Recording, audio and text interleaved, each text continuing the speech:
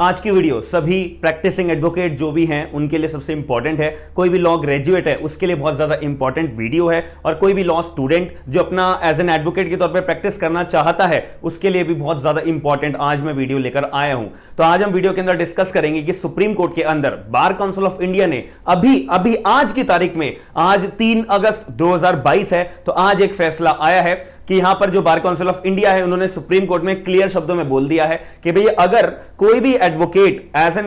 Advocate अगर उसने practice वो कर रहा है और उसने ऑल इंडिया बार एग्जामिनेशन का अपना पेपर क्लियर कर लिया है, चलो बहुत बढ़िया है। उसके बाद अगर कोई भी एडवोकेट मान लेते हैं कि अपनी प्रैक्टिसिंग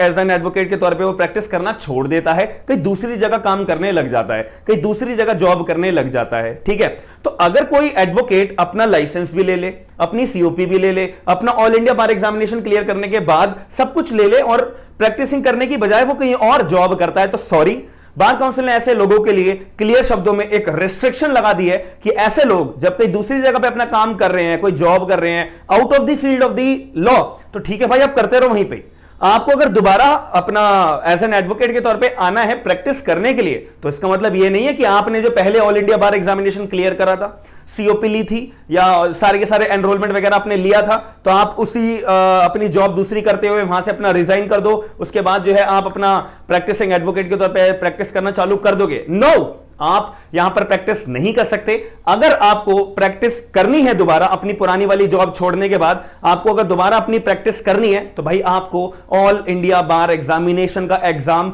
दोबारा देना पड़ेगा। ये साफ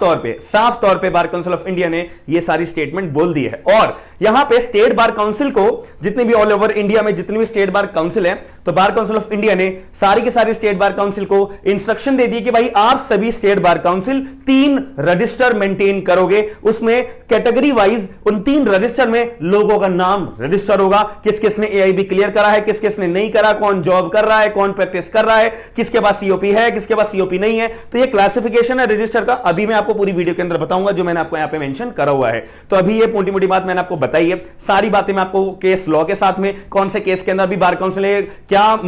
एक मेजर अमेंडमेंट ली है, जो मैंने आपको बता दी, अभी और आगे की बात मैं आपको क्लैरिफाई करता हूं। तो हम वीडियो को स्टार्ट करते हैं। मेरा नाम है आयुष, आप देख रहे हैं स्मार्ट एंड लीगल गाइडेंस। सबसे पहली बात तो यहां पे lawyers who leave there practice and join the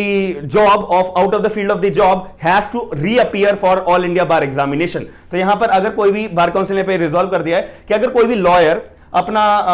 जो है प्रैक्टिस करता है और अपना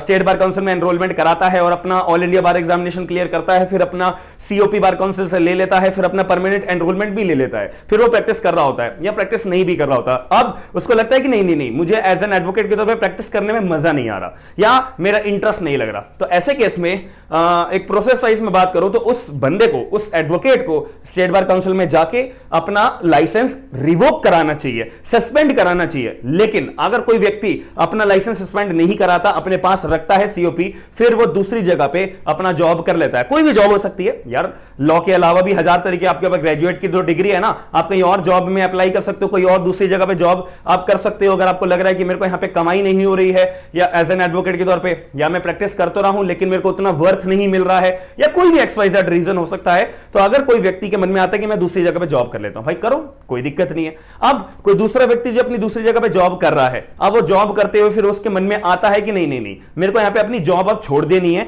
मेरे लिए एडवोकेसी ही बढ़िया थी, वहां पे मुझे एक एडवोकेट का स्टेटस तो मिलता था। तो ऐसे केस में वो व्यक्ति अपनी जॉब से रिजाइन कर देता है, फिर वो वापसी आ जाता है अपना एज एन एडवोकेट के तौर पर प्रैक्टिस करने के लिए, क्योंकि उसके दिमाग में होता है कि यार मैंने सीओपी तो सस्पेंड अपनी कराई नहीं, मेरे पास तो सीओपी भी है, मेरे पास तो परमानेंट एनरोलमेंट का नंबर भी है, और मैंने तो एआईबी क्लियर करा हुआ है, तो मैं भाई अपना दोबारा प्रैक्टिस में आ जाता हूं। तो यहां पर बार काउंसिल ने दोबारा वापसी आने पर रोक लगा दी है कि जैसे कि अगर आप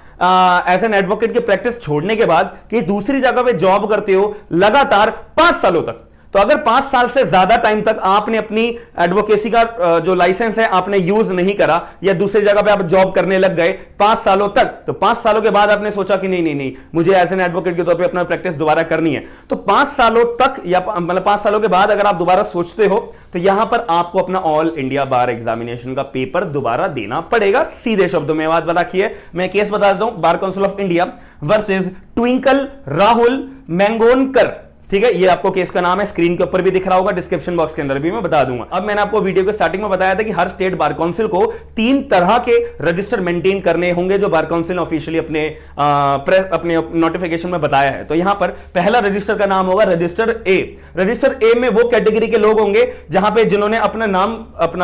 लिखवा, मतलब जो एनरोलमेंट अपना कराया था स्टेट बार काउंसिल में, उन्होंने ऑल इंडिया बार एग्जामिनेशन का अपना पेपर दिया और उन्होंने एआईबी का एग्जाम क्लियर कर लिया और बार काउंसिल की तरफ से उन्होंने सीओपी भी रिसीव कर ली, क्योंकि ऑफिशियली डाटा रहता ही है। तो वहां पे एक रजिस्टर एक कैटेगरी में वो होंगे कि भाई इन्होंने एआईबी क्लियर कर लिया और ये अब अपनी सीओपी भी ले ली और अपने लॉ की फील्ड में प्रैक्टिस कर रहे हैं, बात खत्म। रजिस्टर बी में उन लोगों का नाम होगा कि जहां पर कोई एडवोकेट, मतलब कोई लॉ ग्रेजुएट हुआ है, उसने अपना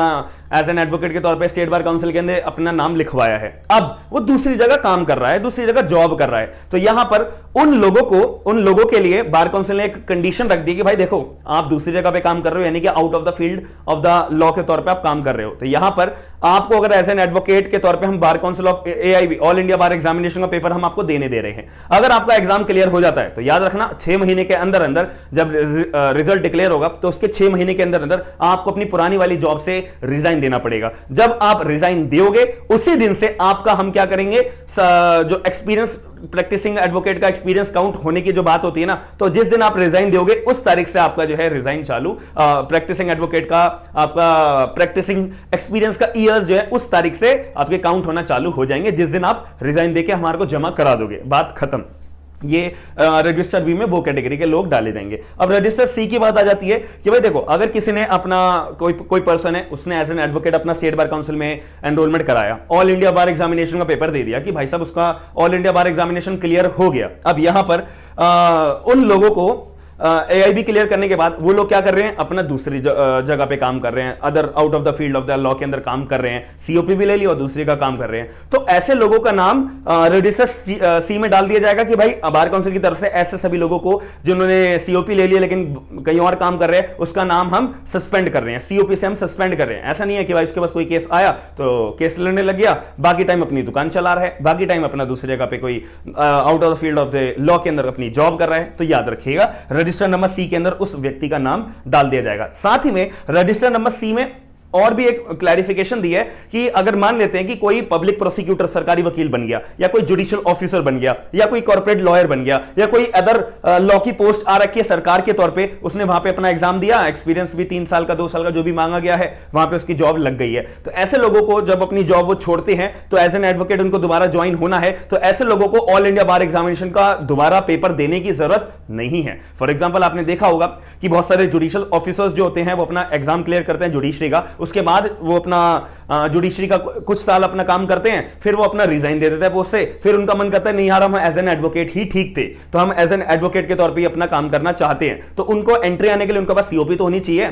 जब आप जुडिशियल ऑफिसर बनते हो तो आपकी सीओपी कैंसिल हो जाती है, या ये तो आपको पता होगा। तो जब जुडिशियल ऑफिसर पोस्ट छोड़ने के बाद जब आप अपना एज एन एडवोकेट दोबारा आओगे तो आपको एआईबी देने की, एग्जाम देने की जरूरत नहीं है। याद रखिए, बस इन पर्टिकुलर लोगों के लिए एग्जाम्पशन बीसीआई ने रख दी है। तो मैं आशा करता हूं कि आपको मैंने पूरी वीडियो के अंदर जो है एक एक बात जो समझनी चाहिए वो बता दी है। आगे एक और भी कुछ अपडेट आई है वो मैं नेक्स्ट वीडियो के अंदर आपको बताऊंगा, बट एआईबी के रिगार्डिंग जो बहुत ही ज्यादा मोस्ट इंपॉर्टेंट अपडेट आप लोगों को जाननी थी वो मैंने आपको पूरा क्रक्स के अंदर एक्सप्लेन कर दी है। कोई भी आपका डाउट आता है तो कमेंट बॉक्स ओपन है, तो आप कमेंट बॉक्स से अपना सारा डाउट क्लियर कर सकते हो। हम मिलते हैं नेक्स्ट वीडियो के अंदर। थैंक यू, धन्यवाद।